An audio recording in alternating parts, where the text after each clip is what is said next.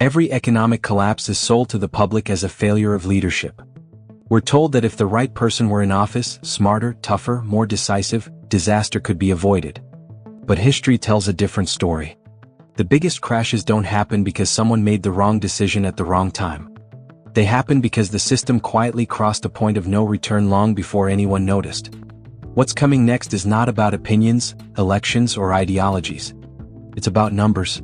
And numbers don't negotiate. Donald Trump recently promised he would fix the economy. And honestly, I believe he wants to.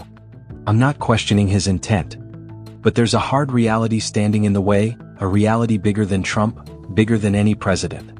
The economic rupture projected for 2026 isn't political. It's mathematical. And once you understand the equation behind it, you'll see why stopping it is no longer an option. This isn't a partisan video. Whether you support Trump or despise him is completely beside the point. What I'm about to walk you through exists above politics, above parties, and far above individual leaders, no matter how determined or well-intentioned they may be. What's approaching doesn't bend to ideology or campaign promises. The crash forming beneath the surface right now wasn't created overnight, and it didn't begin with Trump, Biden, or anyone currently in power. Its roots stretch back decades. This is the cumulative outcome of roughly 50 years of policy shortcuts, debt dependency, structural miscalculations, and compound errors that fed on each other year after year. By the time today's leaders stepped onto the stage, the trajectory had already been locked in. Now let me be clear about something before we go any further. Trump isn't economically clueless.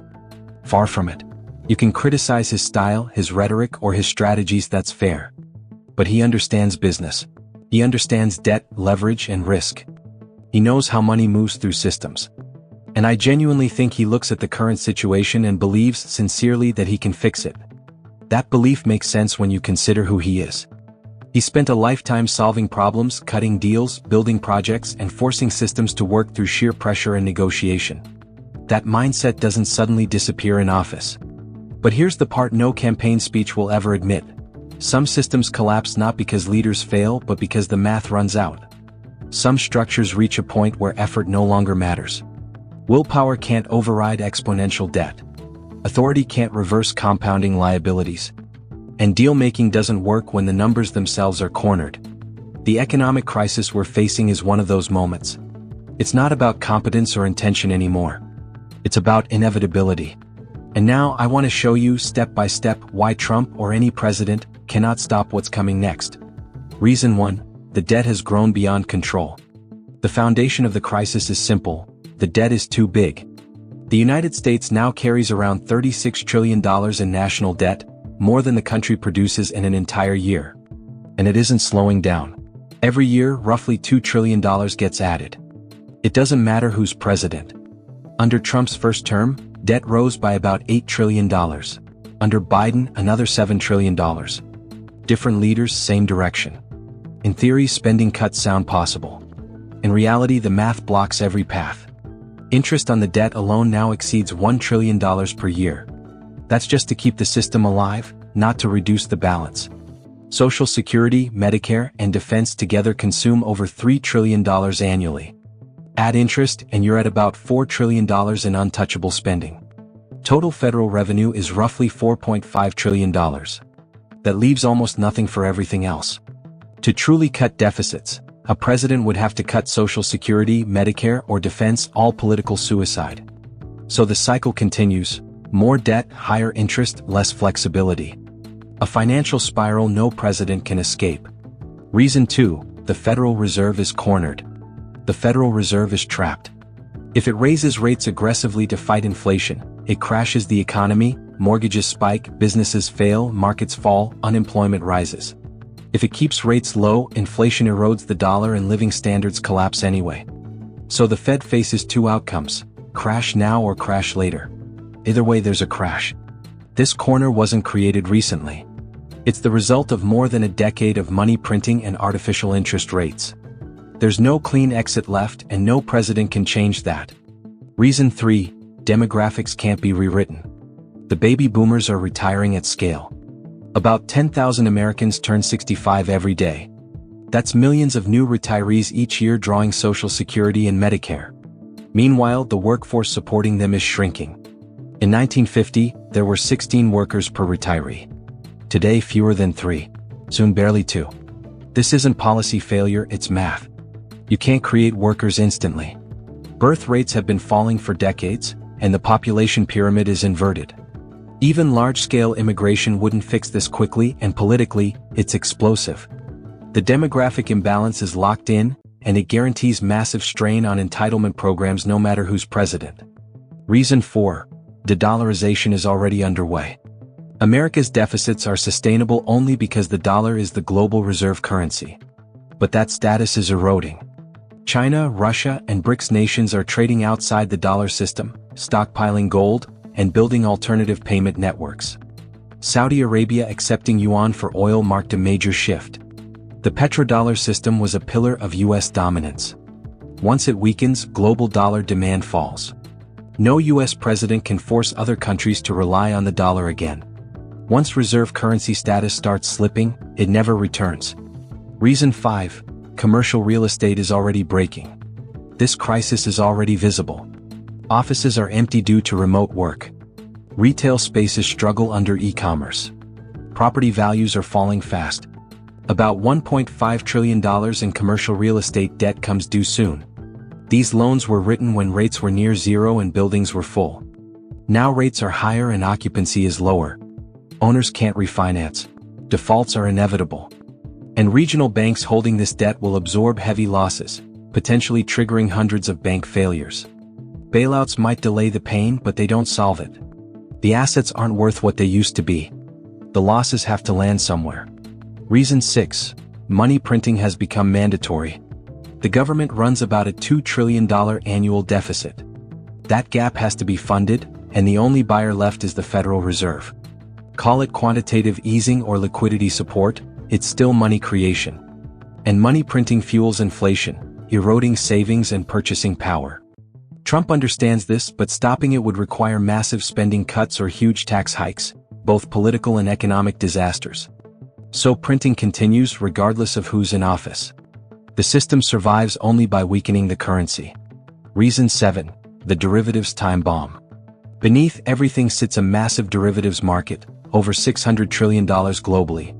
These contracts depend on stable rates, a strong dollar, and rising asset prices. When those assumptions break, losses cascade. We saw this in 2008, and the market is much larger now.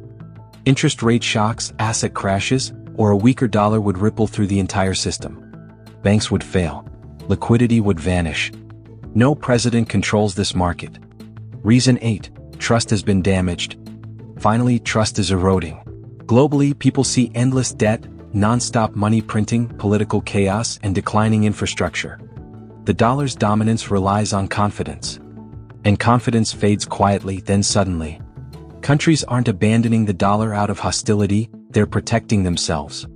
Once this shift begins, it becomes self-reinforcing. Reserve currencies don't fall overnight. They weaken gradually and then all at once. We're already in the gradual phase. Now, to be fair to Trump, there are limited things he could do that might help on the margins. He could try to negotiate more favorable trade deals. He could push to bring some manufacturing back onto U.S. soil. He could reduce certain regulations to spark short-term growth. He could aggressively target government waste and inefficiency. None of these ideas are absurd. In fact, some of them would genuinely help a little. But that's the key phrase, a little. At best, these measures could reduce the damage or delay the timeline slightly. They might buy a few months, maybe even a year if everything breaks perfectly. But they cannot stop what's already in motion. These are surface-level fixes aimed at a deeply structural problem. It's like reinforcing windows while the foundation of a building is collapsing underneath you. The reality is that these imbalances didn't appear overnight. They accumulated slowly over 5 decades. Debt layered on top of debt. Temporary solutions stacked on top of earlier temporary solutions. Political incentives rewarded short-term relief instead of long-term stability. You don't unwind that in 4 years. You don't even unwind it in 8. And Trump won't be operating in ideal conditions. No president ever does. He'll face constant opposition from Congress.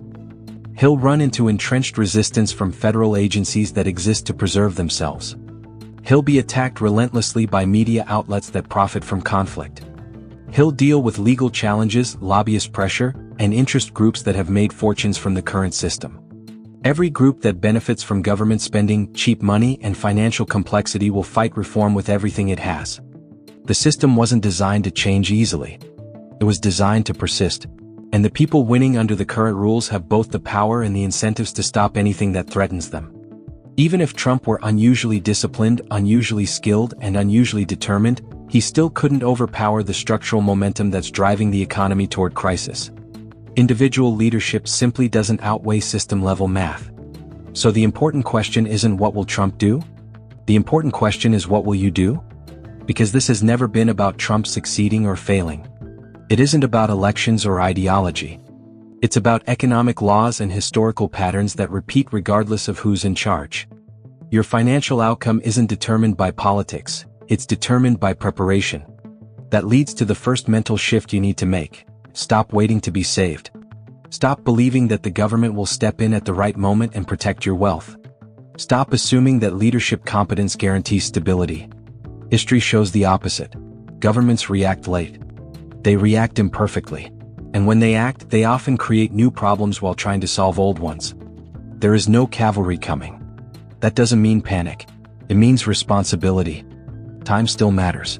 And there is still time. Realistically, we likely have somewhere between 12 and 24 months before conditions deteriorate sharply. That window is narrow, but it's actionable. People who prepare early don't need perfect timing. They just need to be early enough. That preparation starts with currency exposure. Holding all your wealth in dollars during a period of persistent money creation is a slow bleed. History is clear on this. Over time, hard assets preserve purchasing power better than paper claims. Gold and silver, certain types of real estate, productive businesses, things that exist outside the financial system and cannot be created at will.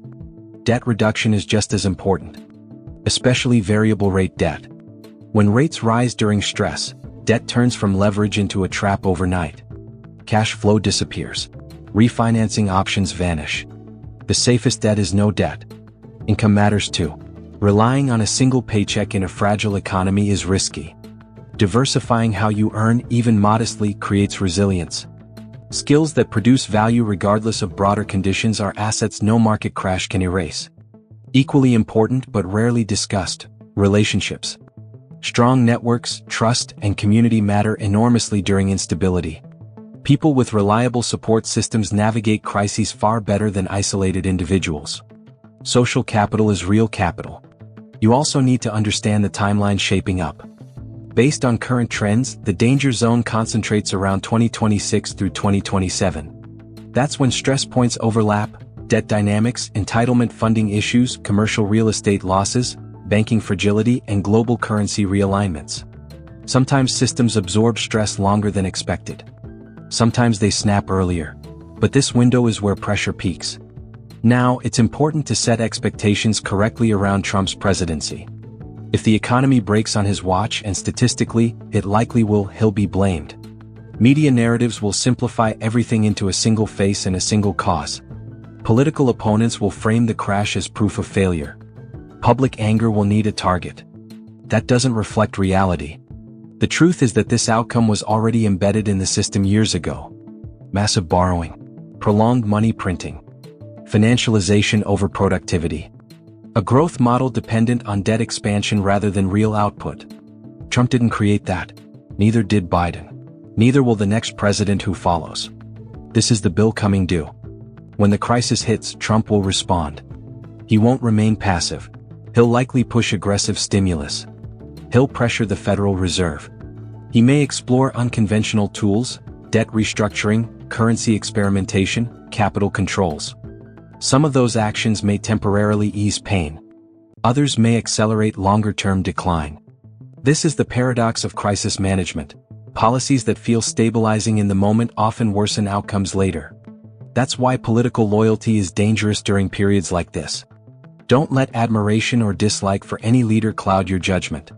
No president is omnipotent. No system stays solvent forever. Economic reality doesn't care about intent or personality. Watch actions, not words. Ignore reassurance and panic alike. Look at balance sheets. Look at incentives. Look at where capital is quietly moving. And finally, understand this. Crises don't just destroy wealth, they also reallocate it. Every major crash produces panicked sellers and patient buyers. Forced liquidations create discounts. Fear creates opportunity for those who planned ahead. That doesn't mean celebrating hardship. It means recognizing that cycles reward preparation. But to take advantage of those moments, you must be mentally ready. Panic decisions destroy wealth faster than any recession. Having a plan before stress hits allows you to act rationally when others cannot. And don't neglect your health. Financial stress combined with poor health is devastating. Physical resilience supports mental clarity, and mental clarity protects capital.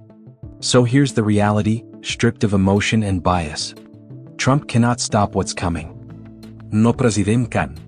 This is the consequence of decades of decisions layered on top of each other until flexibility disappeared. Debt overload, demographic pressure, currency dilution, financial complexity, political paralysis. Trump will try. I believe that. He'll push policies he thinks will help. He'll negotiate. He'll act forcefully. But effort doesn't change arithmetic. If you're relying on a leader to save the economy, you're outsourcing responsibility you can't afford to outsource. The only real safety comes from preparation. The only real control lies in your own decisions. So stop waiting. Stop assuming. Stop hoping someone else will fix this. They won't. They can't. And whether this period becomes a disaster or an opportunity for you depends on what you do before the rest of the world realizes what's happening.